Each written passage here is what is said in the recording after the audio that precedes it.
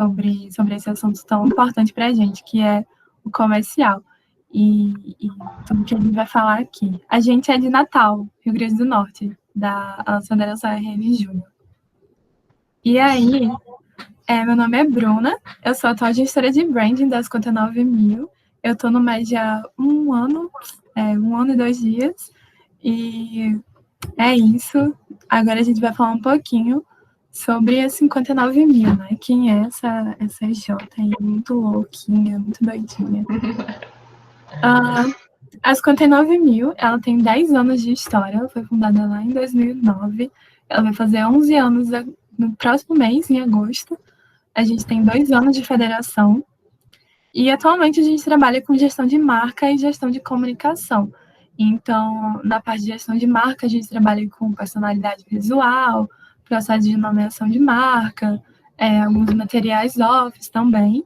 E na gestão de comunicação, a gente trabalha bastante com as mídias sociais, também trabalhamos com planejamento de comunicação e assessoria de comunicação também. Atualmente, a gente trabalha no modelo colaborativo de trabalho. Mais tarde, a gente vai falar um pouquinho mais sobre o nosso organograma, para vocês entenderem como é que a gente realmente funciona. E nossos collabs, que são os nossos squads, eles são autogerenciáveis e autônomos. Então, é um organograma cíclico, ele não é vertical, ele é totalmente horizontal. A gente é da UFRN, do curso de Publicidade e Propaganda, de Comunicação Social, e a maior vivência e experiência em menos tempo de EJ. Então, a gente tem muito orgulho de sempre ter muitos ciclos de 3 meses na EJ. Então, eu estou há 1 ano, mas já vivi muita coisa, assim, que acho que valeram por anos de cachorro, assim, foram muito, sei lá, esse ano valeu por 7 anos, porque foi muito aprendizado, muita experiência, e a gente preza muito por isso, pela vivência empresarial do membro dentro da 59.000. Perfeito, Bruna. E aí, falando um pouco sobre o time de sucesso do cliente, né? Que é como a gente nomeia atualmente o time de comercial da nossa empresa. No início de 2020, a gente estava com metas bastante desafiadoras, né? Quase o triplo das metas anteriores. E aí, por isso, a gente tinha muito essa necessidade de inovar, né? Realmente não podia continuar onde estava, sem uma estruturação bem feita, sem realmente mexer assim no time, inovar todo o organograma. E claramente aí entra essa questão do organograma, né? Que é uma forma bem doidinha que a gente realmente se organiza. Para vocês perceberem aí, essas bolinhas que estão ao redor são as collabs, né? Que a gente chama, que são as equipes que estão executando. Geralmente nas empresas usam métodos setores, né? Em agências de publicidade usam métodos setores. E como a gente acredita muito numa gestão mais horizontal, realmente, que não tem aquela coisa hierárquica, a gente realmente se organiza em collabs, né? Sistema colaborativo, no qual contém um GF, né? Que é o GFzinho aí, gestor facilitador. Ele facilita, ele mostra caminhos para os membros executarem e tudo mais. E aí você pode transitar por várias experiências da empresa, você não fica daquela forma engessada, certo? E aí a gente vai focar um pouco agora, né, no objetivo, que é o time de sucesso do cliente, certo? Ele fica organizado basicamente dessa forma, certo?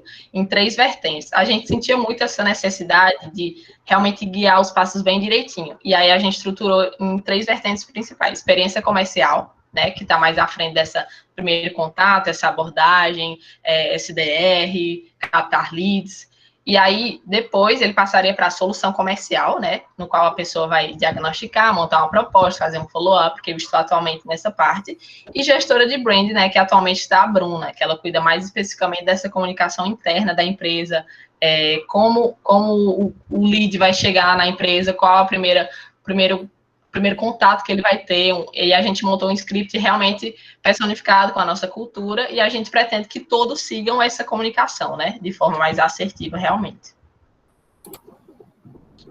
Isso, e uma coisa muito importante para a gente estar começando essa jornada de estruturação do comercial é entender 3 pilares básicos, assim. O primeiro é que todo mundo vende, mas não no sentido de que todo mundo vai fazer prospecção e diagnóstico e colocar o lead no funil e acompanhar ele, não é isso. Mas todo mundo vende no sentido de que todo mundo tem o mesmo objetivo em comum, né? Que é alcançar as metas e entender também o porquê dessas metas. E aí, quando a gente fala que todas as pessoas da EJ vendem, a gente está muito mais falando de projetos, precisa fazer projetos de qualidade, né? Precisa executar com qualidade, dentro do prazo, tudo isso para que o cliente se sinta, poxa, essa empresa aqui foi bacana, realmente deu resultado para mim, então eu vou querer renovar, então eu vou querer indicar, então eu vou querer fazer tal coisa.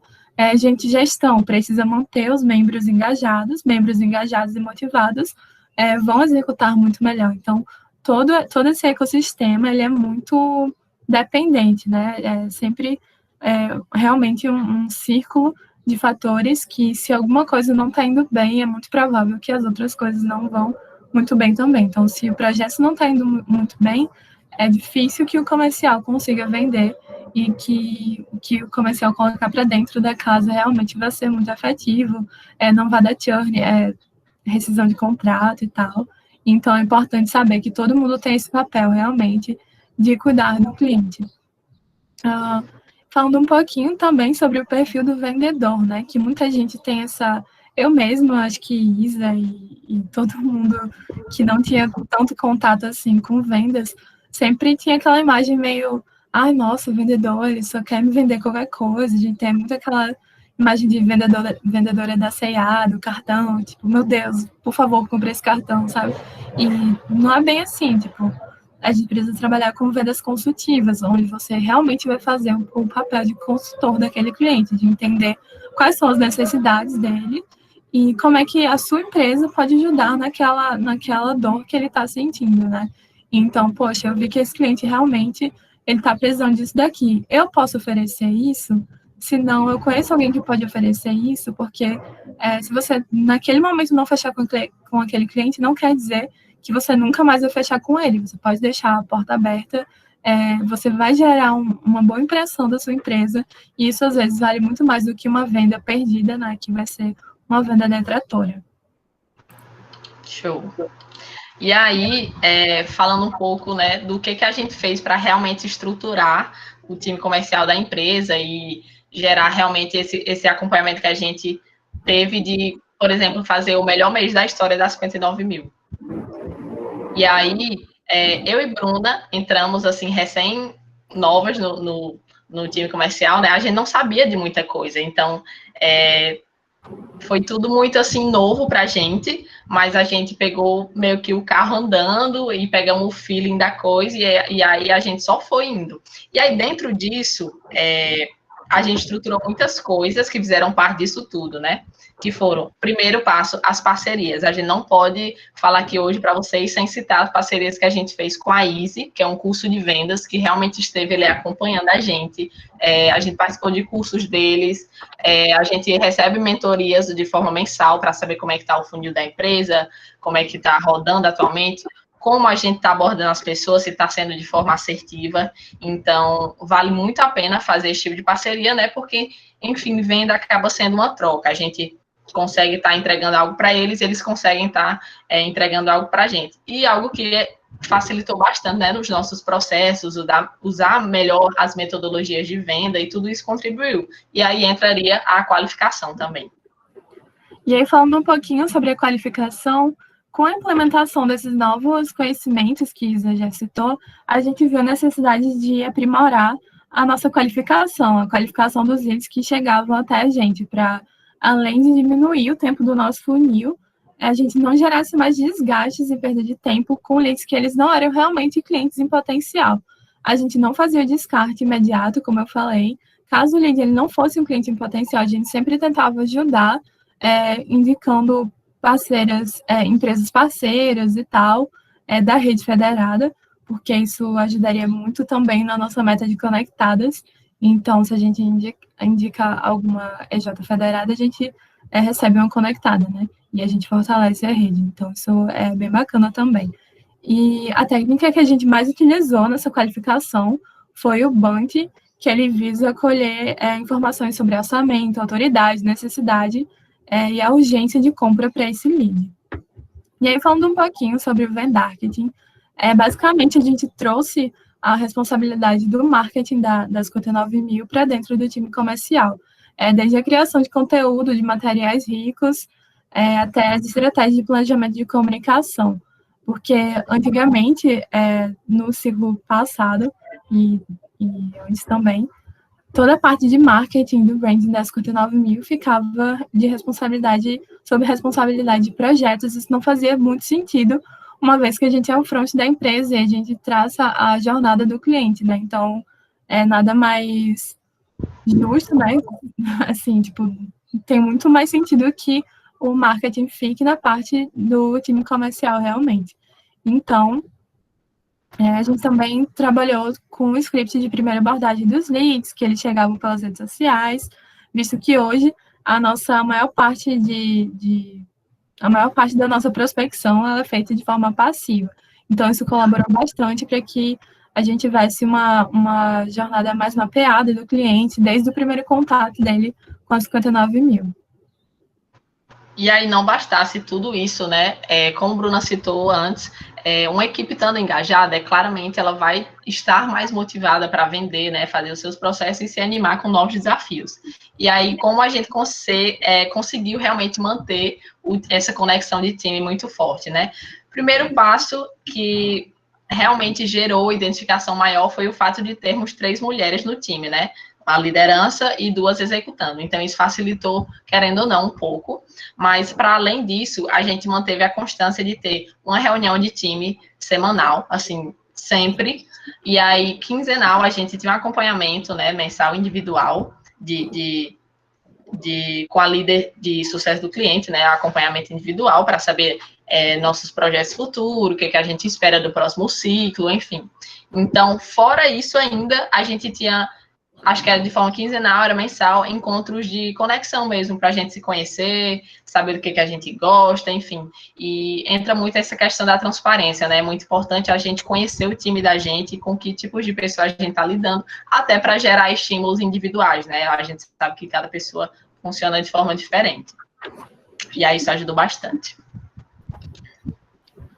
E aí, já falando um pouquinho sobre prospecção ativa, né? Como eu falei antes, a 59.000 tem a maior parte da sua prospecção vinda de forma passiva, então a gente recebe muito lead das nossas mídias sociais, por indicação, de clientes ou de pessoas de outras EJs e tal. Então, a gente acaba tendo muito da nossa capacidade produtiva ocupada por clientes que vêm de forma passiva. E aí, uma coisa que fez a gente rever tudo isso, a gente já tinha antes estruturado todo o processo de prospecção ativa, porque a gente queria vender serviços que a gente queria executar, então a gente tinha muito isso de, a EJ está muito cheia de gerenciamento de mídias sociais, os membros não aguentam mais fazer só isso, e era muito isso que chegava para a gente de forma passiva, então a gente falou, não, então vamos dar uma equilibrada nisso, vamos trabalhar de forma de prospecção mais ativa, e aí vamos vender outras coisas que a gente quer estar trabalhando, né? Para realmente o membro ter a melhor experiência possível.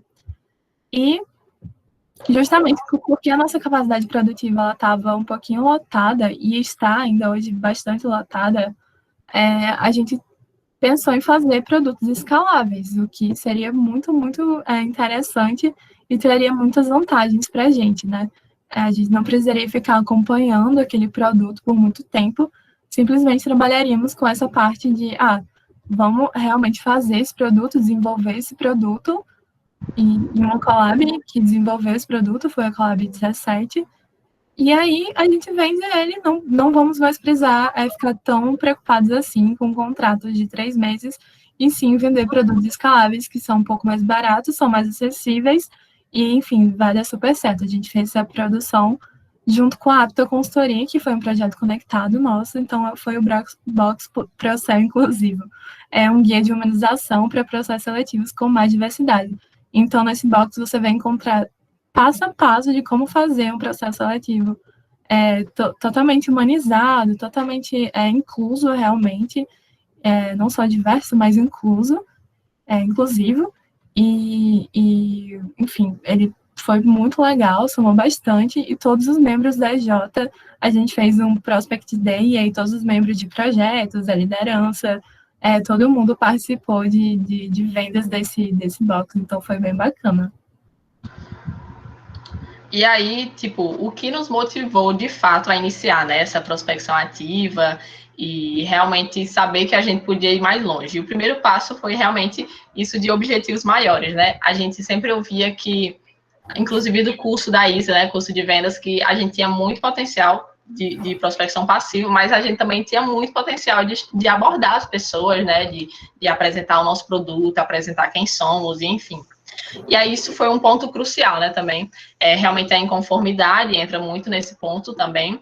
A parte da receita previsível, né, que a gente tinha muita necessidade desse acompanhamento realmente metrificar direitinho o que a gente estava abordando, o que estava resultando realmente em clientes promotores. E a parte da capacidade produtiva foi um ponto muito importante, que, como o Bruno acabou de citar, os membros estavam meio que desgastados, né, com os projetos que estavam rolando, e estava muito cheio de fato. A gente também queria, além de fazer um novo processo seletivo, a gente pensou, o comercial não pode parar, não pode parar esse meio, e aí foi aí que a gente teve realmente esse senso de urgência, né, de por que não produzir um produto escalável, né? E aí surgiu muito por essa necessidade realmente de aperfeiçoar, né, os serviços também a favor da tecnologia, de forma que é um produto muito acessível e nos preços, né, querendo ou não. A pessoa, ela compra e ela pode acessar na hora que ela quiser, o produto está lá baixado, e ela ainda pode passar para o restante da EJ, né, manter esse acompanhamento. E aí outro ponto foi, que é muito importante, querendo ou não, é o reconhecimento, a visibilidade da sua EJ. Você está realmente mais presente, as EJs, as redes que vão adquirir o produto, elas vão falar de você, o seu produto vai ficar conhecido e, consequentemente, a sua EJ vai ser lembrada, vai ser memorizada realmente na mente das pessoas, né? E alcançar novos públicos, né? Que a gente sabe que uma das coisas positivas que o modo remoto trouxe para a gente é essa questão de conseguir alcançar mais pessoas, ter oportunidade de conseguir impactar o externo, né? De forma cada vez mais longe. Realmente a gente não pensava em vender produtos tão fáceis assim, para um Rio Grande do Sul, para São Paulo, Rio de Janeiro, enfim. E a gente está conseguindo muito isso através do nosso box, né? E aí, o menor desgaste do time comercial, que é um ponto muito importante. Por ser um produto mais pontual, a gente acaba não demandando muita energia, né, do time comercial, porque é uma prospecção mais rápida, a gente não deve perder muito tempo fazendo follow-up com esse cliente, a gente não perde muito tempo marcando reuniões de diagnóstico, de qualificação e tudo mais. E aí, tudo isso é muito bom também, porque a gente consegue ressarcir muito rápido o valor que a gente gastou, né, para produzir o produto. Então, é uma boa dica realmente para vocês investirem em produtos escaláveis, se for o caso de conectar com outra EJ, enfim, e ainda contribuir com a rede, né? Fazendo produtos cada vez mais complexos e impactando o externo. Boa. E eu vou falar um pouquinho agora sobre a inteligência comercial em Inside Sales. Como o Isa falou, toda essa parte de Inside Sales a gente descobriu muito na pandemia, não que a gente não pudesse fazer antes, mas pelo menos assim, na experiência das 59 mil, a gente ficava muito preso a Natal, acho que o máximo assim de cliente que a gente tinha era na Paraíba, então a gente ficava muito assim, reuniões presenciais e tal, e com a pandemia, como ninguém poderia sair de casa, ou pelo menos não deveria sair de casa, se pudesse ficar em casa, né? A gente descobriu que o Inside Sales era muito viável para a gente poderia trabalhar muito bem com isso. E aí, algumas coisas interessantes para se pontuar, né? Então, a gente fazer geração de lista de leads, então, totalmente direcionadas, não aleatoriamente. Uma coisa muito bacana é trocar leads com as Jotas. Então, a gente fez isso com algumas empresas também. Então, temos aqui esses leads, a gente acha que ele também tem potencial para pegar algum serviço de vocês. Então, a gente passa e tal, faz essa troca de leads, é bem interessante. A geração de smart leads. Então, são aqueles leads que, quando a gente pensa na nossa persona, no nosso perfil de cliente ideal, eles atendem a todos os requisitos relacionados ao que a gente classifica como um cliente ideal para a nossa solução. Então, se você não, é muito importante que você tenha uma persona antes de você ir buscar os seus leads, porque senão você vai pegar várias pessoas aleatórias e não vai ter muito sucesso, assim, muito provavelmente. E aí, o mapeamento regional e nacional. como a gente está em site sales, a gente pode vender para, sei lá, todo o Brasil, quiçá fora do Brasil, né? Então a gente, brincadeira, mas assim, a gente já vendeu para realmente clientes como Isa falou, Rio Grande do Sul, São Paulo, Rio de Janeiro, enfim, vários estados aí. E aí a gente faz esse mapeamento, por exemplo, eu quero muito atingir tal região. Então, vou trabalhar aqui vou ficar mapeando essa região Nordeste, vou ficar aqui mapeando, vou colocar a inteligência comercial do meu time de acesso do cliente ou do meu time comercial para ficar trabalhando, mapeando leads aqui. Uma coisa que a gente faz bastante é realmente procurar no Google, tipo, sei lá, se a gente quer atingir restaurantes. Então, a gente coloca, tipo, restaurantes em, sei lá, na Bahia. E aí você vai e o Google vai te dar, tipo, uma lista gigantesca, sabe? Eu, particularmente, não aconselho vocês comprarem desses sites, assim, sabe? Tipo, de lista de leads, porque eles realmente são leads um pouquinho frios. Não sei se vai fazer muito, pelo menos a minha experiência pessoal, assim, não fez tanto, não foi tão assertivo. Então, realmente, eu ir no CNPJ Brasil também é um site muito bacana para captação de leads. Trocar a lista de leads, buscar no Google, fazer esse trabalho um pouquinho de stalk mesmo. Quando a gente lê alguns livros do exterior, que nem o Receita Previsível, por exemplo, ele fala bastante sobre essa captação de leads, de comprar os leads e tal, mas a gente precisa também entender que essa diferença entre os Estados Unidos e aqui no Brasil é bem forte, né? Então, não necessariamente as mesmas ferramentas que eles têm lá a gente vai ter aqui e é bastante importante a gente estar ligado nisso.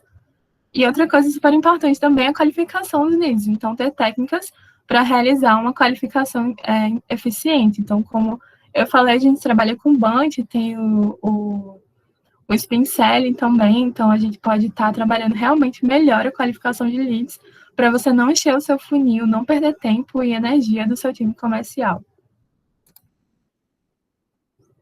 E outra coisa muito importante também, e aí já parte um pouco mais para o branding, para o marketing, é a construção da imagem da sua empresa, principalmente nesse cenário atual. A gente está meio que saindo mais ou menos da pandemia, né? Mas a gente ainda está bastante nela. Então, fazer conteúdos de autoridade, trazer cases, mostrar, tipo, resultados. Minha marca fez isso. Mostrar no Instagram, nas suas redes sociais mesmo, pedir para os seus clientes falarem, é muito legal também dar uma humanizada, ter essa prova social realmente é muito importante. Então, trazer o porquê, por que eu deveria contratar a sua marca, né? Esse argumento também de empresas júnior, de pessoas que estão muito afim, com muita vontade de fazer, é muito interessante. Outra coisa também para a gente trabalhar é employer branding. Então, como é que a sua marca é vista como marca empregadora? E por que isso é importante?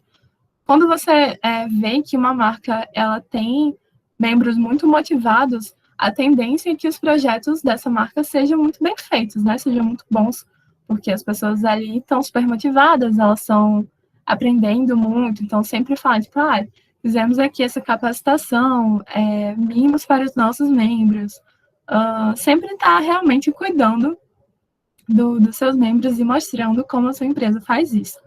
Claro que se ela realmente quiser, né? Se ela não quiser, aí não faz muito sentido, não vai conversar com a realidade. Então, você precisa também ter esse feeling de entender e aí trabalhar muito o branding interno também. Estabelecer uma relação de confiança, então criar rapport com o seu lead, com o seu prospect, com o seu cliente, realmente ter esse contato mais próximo, fazer muito follow-up. Se você vir alguma coisa que lembre o seu cliente, manda para ele, sabe? Começa uma conversa, pergunta como ele está, realmente trazer isso para muito mais próximo, sabe? Essa relação muito mais próxima, mais humana, também é bastante importante. E a abordagem correta, né? A gente sabe que está todo mundo meio... Ninguém está bem atualmente, né? Ninguém está assim, muito feliz. Então, as coisas estão muito difíceis, as coisas estão caras, as pessoas estão cortando gastos. Então, ter essa abordagem de ajuda, de auxílio é muito importante. Então, o seu cliente pode chegar e falar, você pode chegar para o seu cliente e falar, oi, fulano, para o seu lead, né? Oi, fulano, meu nome é Bruna, sou da 59 mil, e eu notei que várias empresas do seu ramo estão passando por algumas dificuldades. Queria saber se você também está passando por essas dificuldades, porque se sim, eu posso estar te auxiliando com isso, com material gratuito e tal. Também trazer materiais ricos também é super importante. Então, ter essa abordagem de ajuda, de auxílio, e não, como eu falei, só querer vender, né? Ter essa venda mais consultiva, mais próxima, é muito interessante, porque o cliente ele vai se sentir mais realmente mais cuidado, mais acolhido, e essa relação tende a só ser mais próspera cada vez mais. Massa. Aí, entrando muito nessa parte de projetos, né? Como o projeto influencia diretamente nessa parte de vendas e como a gente conseguiu estruturar melhor isso. A gente notava, e eu não sei se isso acontece com a EJ de vocês, que o comercial ele se sente meio que distante da empresa, né? Do restante da empresa. E aí acaba sendo um time meio por fora. E aí não tinha muito essa proximidade realmente com projetos. E a gente notou que isso impacta diretamente com as metas, com os resultados que a gente vai ter, né? E aí, um dos pontos realmente que a gente tentou implementar nessa questão seria o onboarding, né? Aquela passagem de bastão de quando o contrato é fechado, o cliente entra na empresa e a gente vai fazer aquela transição de pegar o cliente e transferir para projetos. E aí, a gente sentia muito essa quebra que era meio que mal feita, digamos assim, não tinha muita aquela delicadeza, não, tem que ser sutil, tem que ser uma coisa mais delicada, realmente suave, para que o cliente não sinta aquela quebra muito forte de comunicação, aquele estranhamento de pensar, não foi você que me atendeu antes. Tipo, ele vai se apegar muito à primeira imagem da pessoa que vai atender ele desde o início na empresa, né? Então, tem que ser de forma mais suave. Aí, planos de ação que a gente fez para que isso melhorasse, né? Primeiro de tudo, alinhamento com o possível cliente nas reuniões, sempre que puder, em diagnóstico, em proposta, explicar como a gente funciona, que você está ali realmente vendendo de fato, procurando entender as necessidades dele para passar para uma equipe que vai estar executando. Tipo, deixar realmente isso o mais claro possível, sempre que puder, né?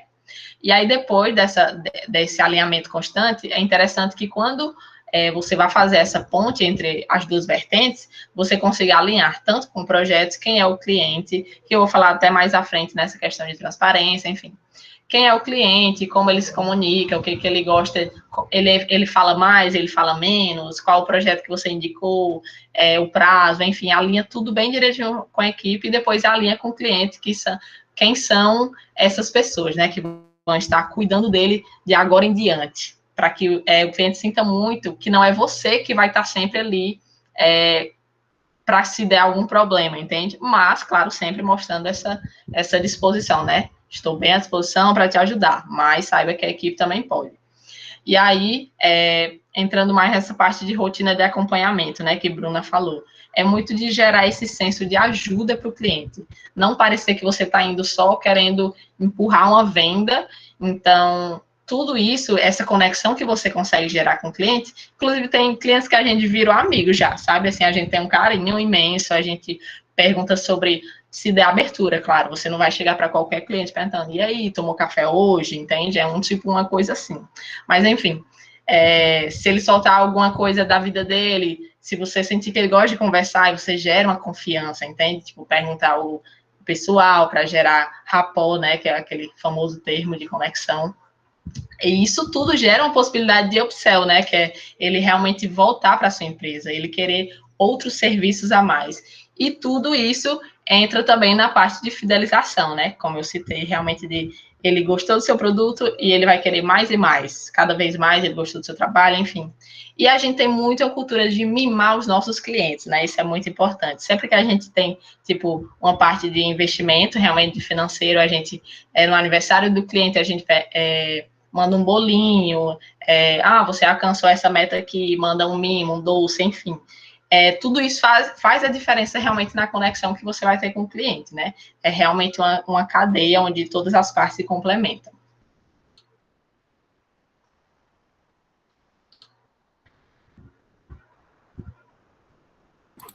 Tu tá falando com o microfone desligado, perdão.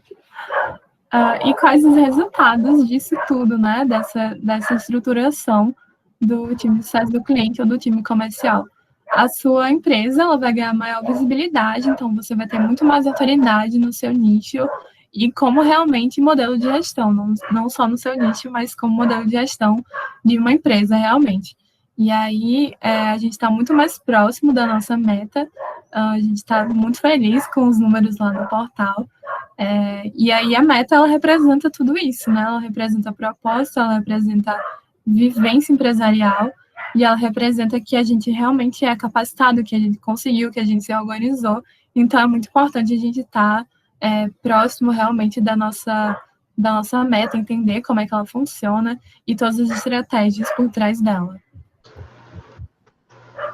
Massa. E aí o terceiro ponto seria o menor desgaste do time, né? Como eu já citei um pouco anteriormente, mas só reforçando que isso foi um resultado muito positivo, porque a gente não perde muito tempo realmente em uma venda de um produto escalável, por exemplo, porque realmente é uma abordagem mais rápida, você já pega ali naquele senso se o lead vai querer ou não, tem interesse por aquele produto, então você não perde muito tempo, geralmente é uma ligação, posso te ligar para falar sobre um produto que a gente não necessariamente ser um produto, né? Não é interessante que a gente tente objetificar sempre uma venda, mas sempre trazer para o lado mais humano, mais pessoal, como você pode estar ajudando e como aquilo pode ajudar no sonho da empresa, da pessoa, enfim. E aí, geralmente, não toma muito tempo, né? Mais uma ligação, no máximo uma reunião de 20 minutos, enfim. E aí, a gente conseguia dar uma maior atenção realmente aos outros processos, né? A outras partes realmente do marketing, de criação de conteúdo, para fazer com que as pessoas viessem até nós também com o que a gente queria alcançar, né? O conteúdo que a gente queria alcançar, qual venda a gente queria alcançar, e enfim. E lembre também da importância da divulgação do produto. Se vocês forem fazer um produto, trabalhar realmente numa divulgação assertiva para que isso consiga atingir as pessoas que vocês queiram atingir, certo? E aí vamos partir um pouco agora para as dicas, né? Fala aí, Bruna. Show. Uma coisa muito importante que nos ajudou bastante é um software realmente de CRM, então que ele nos ajude a monitorar como é que está o nosso funil, e aí o Plumes é o que a gente utiliza, mas enfim, tem vários outros, tem pessoas até que utilizam o Trello, eu particularmente não sei muito bem como é que as pessoas organizam o CRM dentro do Trello, mas enfim, vocês podem estar pesquisando por diversos softwares aí. A gente na 59.000 utiliza o Plumes, e é muito bacana para o monitoramento do funil de vendas. Então, a gente sabe a nossa média aí de cliente no funil está muito alta, tá? Tipo, sei lá, 3 semanas. Então, vamos tentar baixar. Como é que a gente pode baixar isso? E lá a gente consegue também atribuir cada lead para o responsável. Então, os leads que eu tô, que Isa tá, que Douglas tá. Então, é muito interessante também, a gente consegue ver o estágio de cada cliente, deixar lá observações, e fica realmente tudo lá, ele te dá um relatório muito, muito bacana. Quanto mais informação você colocar no Plumes, mais ele vai te devolver. Então, é super interessante, super bacana que vocês deem um pouquinho de atenção a realmente fazer esse monitoramento, também pela receita previsível, né? Porque aí você vai saber quantos leads você abordou e quantas vendas você tem, e a partir disso está ali definindo mais ou menos uma média. E aí também ter ambientes propícios para isso, né? Então, a gente aqui na 59.000, a gente trabalha com Scrum, mas tem diversas metodologias ágeis que elas podem estar se integrando melhor à sua empresa. Isso nos ajuda bastante a dividir por sprints, por metas, e aí as nossas sprints, elas são baseadas muito nas nossas OKRs, e é muito interessante isso para a gente, funciona bastante. Ter muito cuidado com a pressão por resultados.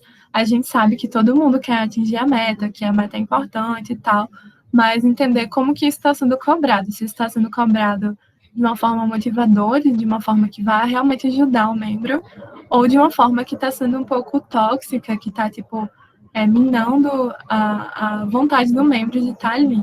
Então, principalmente para a gente que trabalha com criatividade, é muito complicado que a gente tenha medo, né, de não entregar e tal, que a gente trabalha sempre com medo, isso não é importante, isso não é legal para nenhuma empresa. E a gente também trabalha aqui bastante com feedbacks nas metodologias ágeis, isso é muito visto, né? Feedbacks 360 no Scrum sempre acontece, mas é importante que toda empresa ela esteja aberta a receber e a dar feedbacks e a entender como fazer isso da melhor maneira possível. Então, isso precisa ser alinhado para todo mundo, porque imagina, eu sou uma pessoa super aberta a receber feedbacks e a dar feedbacks, e Isa não é tanto assim. Então, se eu for dar um feedback para ela, vai dar ruim, né? Porque ela não vai receber da melhor maneira. Então, é interessante que todo mundo tenha essa cultura realmente de feedbacks. Aqui nas 59.000 a gente costuma falar que feedbacks são presentes, porque a pessoa ela parou uma parte do dia dela, que é um dia cheio, né? A gente sabe que EJ é muito. A pessoa que trabalha em J é muito ocupada e tal. E ela parou uma parte do dia dela para me dar um feedback para fazer com que eu melhore, sabe? Então, entender que os feedbacks eles são presentes é bem importante realmente para um resultado mais interessante da equipe como um todo e da EJ como um todo. E entra até naquela questão de feedback sanduíche, né, que a gente conhece, que é geralmente você não chegar julgando a pessoa, porque você não sabe, porque às vezes ela fez aquilo, enfim, como ela estava mentalmente falando, e é mais um senso de ajuda mesmo, de ter esse tato de elogiar, dizer o que você gosta da pessoa, mas, né, aí você diz um ponto negativo, entre aspas, né, construtivo, e depois você gera soluções, como você acha que a pessoa poderia melhorar aquilo, né, não necessariamente só julgar ou criticar, enfim, e não dar soluções para aquilo. E aí, entrando nessa parte de feedbacks, né, a gente fala muito de transparência, e é inclusive aquela parte que eu fiquei de falar para vocês lá em cima, né, como manter realmente essa transparência entre comercial e projetos, né, por ser um time mais distante, querendo ou não, da empresa. E aí, realmente, a gente acha que isso não influencia, mas é mágico, sério mesmo, porque faz com que as pessoas se sintam pertencidas, né? A área de projetos também saibam o que está acontecendo no comercial e o comercial sabe o que está acontecendo em projetos, né? E tudo é realmente uma cadeia, como eu falei antes. E aí, pontos de ação, né, que a gente fez para que essa transparência melhorasse. A gente tem um grupo no Workplace, que é a plataforma que a gente usa, que o nome é Projecial, Projetos mais Comercial. E a gente está sempre lá fazendo repasse. Por exemplo, um contrato é fechado hoje, até amanhã eu tenho que fazer o repasse lá, tudo bonitinho. Como você deve falar com o cliente, quem é o cliente, por que ele procurou a gente, quanto tempo vai durar o contrato, qual é o projeto, como é que ele funciona, ele prefere falar por Facebook, pelo WhatsApp, por ligação, enfim. Todas as dicas que a gente pegou, né, naquela primeira abordagem, a gente vai passar para projetos para que não tenha muito aquela quebra, né, como eu citei antes. E tudo está bem ligado com a qualidade, né, do atendimento, até com as equipes também. Não é só o comercial, o atendimento da empresa que está responsável por esse contato com o cliente. Sempre o projeto tem que estar também, tem que treinar o time de projetos para estar alinhado também com essa comunicação. E aí entra muita parte também do repasse de funil. Quinzenalmente, a gente monta um PPT bem bonitinho e faz lá o repasse de funil. Quais são os possíveis clientes que podem entrar daqui para o próximo mês? Quais são os que foram descartáveis e por quê? Enfim, e aí meio que o projeto já tem uma noção, né? Esse senso de quem pode entrar, qual o serviço que vai entrar, enfim. Então, realmente essa cultura de transparência ajuda bastante.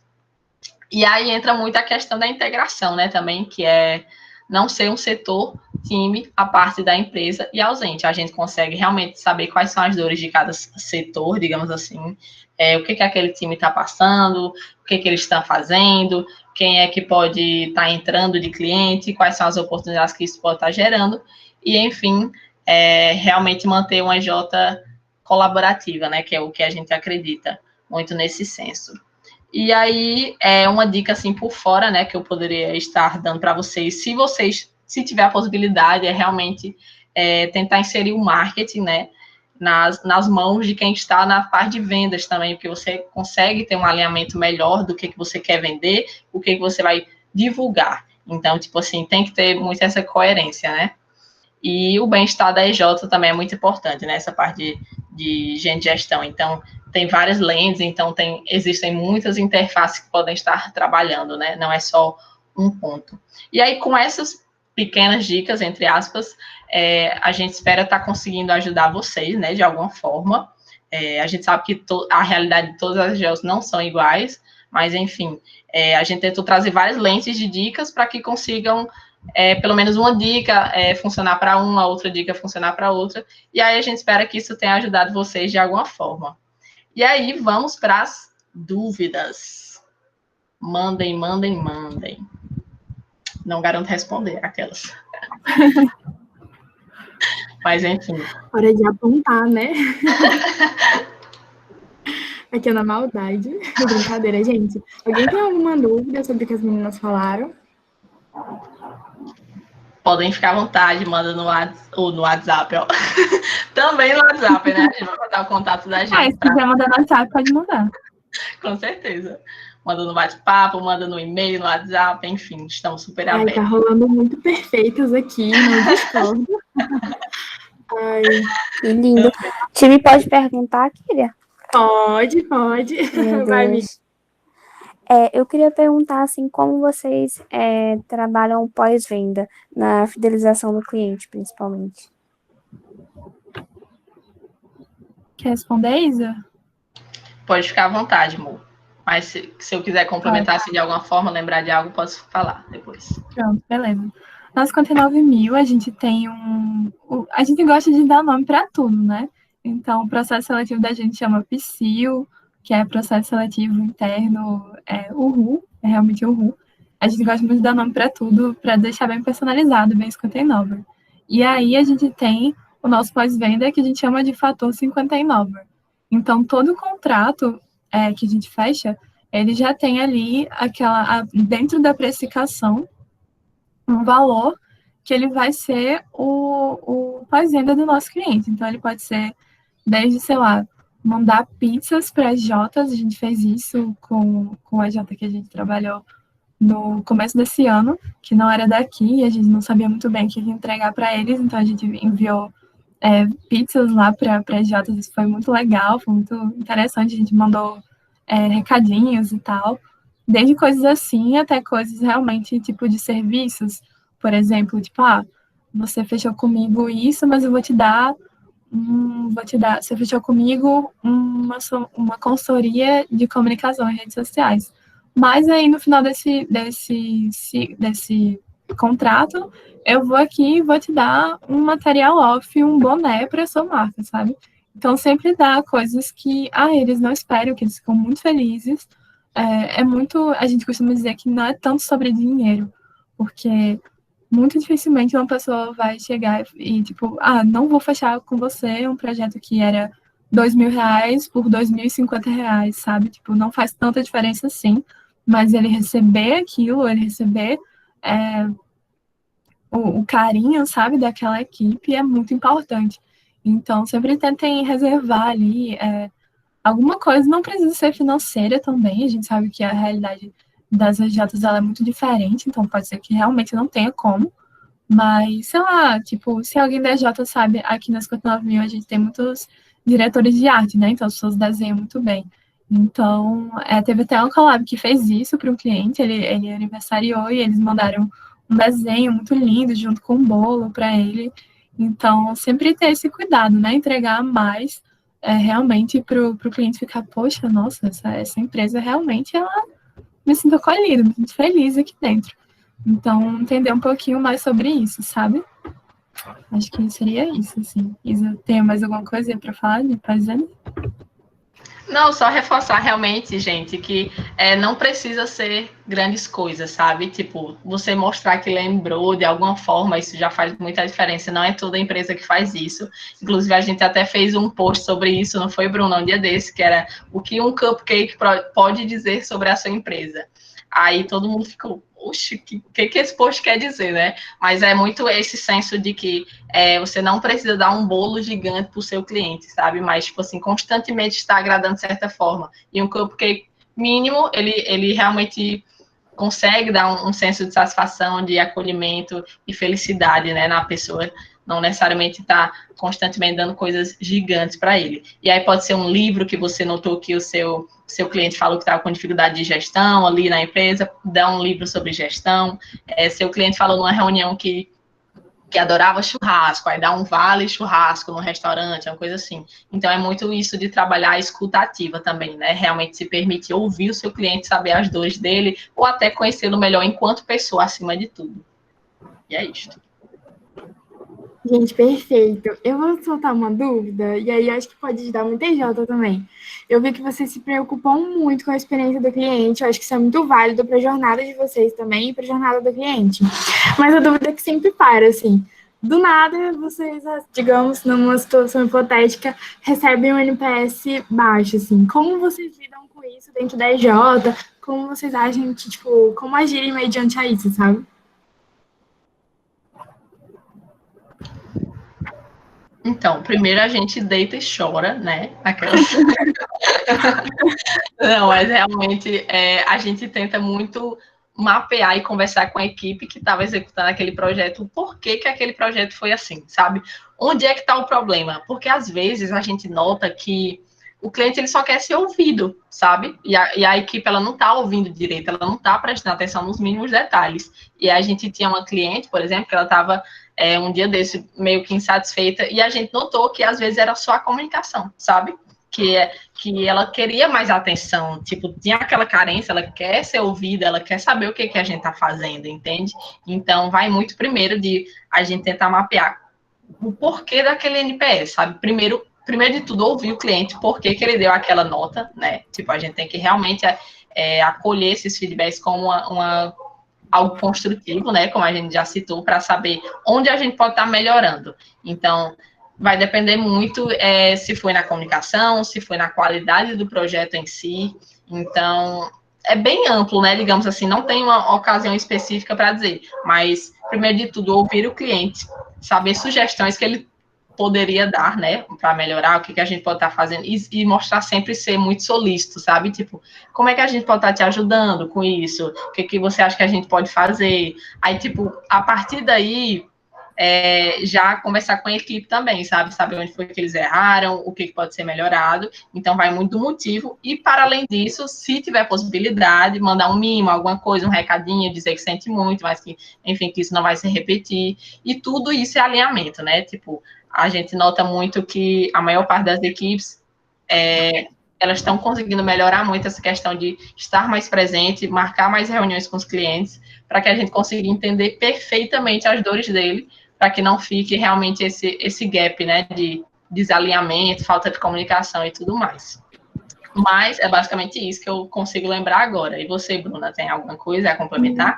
Só um adendo, assim, é que antigamente a gente fazia a nossa coleta de NPS por meio de formas. E aí muitos clientes não respondiam, e eu então respondia de qualquer jeito, assim, a gente não conseguia colher muito bem. E aí agora a gente está fazendo por ligação, que é uma ligação rápida, mas ela está sendo muito mais proveitosa. Então, quando eu vou fazer coleta de NPS, eu fico com um bloquinho de anotações, ou então no computador mesmo, e aí eu vou falando, fulano, o que você está achando, né, do projeto, tal, o que você achou, como é que foi para você, o que a gente pode melhorar e tal, sempre buscando os feedbacks.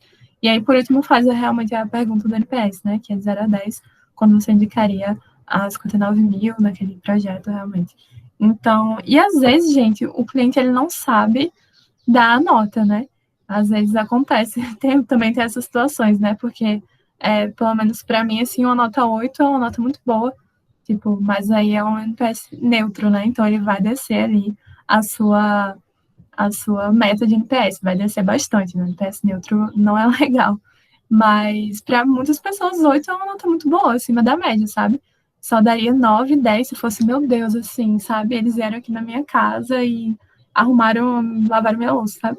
Mas, enfim, eles realmente às vezes não sabem dar essa nota, então é importante estar sempre entendendo qual é aquele cliente, se ele realmente tem uma maturidade muito, muito interessante. Se ele não tiver, você pode realmente explicar o que é NPS, por que aquilo é importante e tal, e aí ele vai ficar mais ciente do quão importante é a nota dele. Perfeito, amiga. Gente, tem mais alguma pergunta?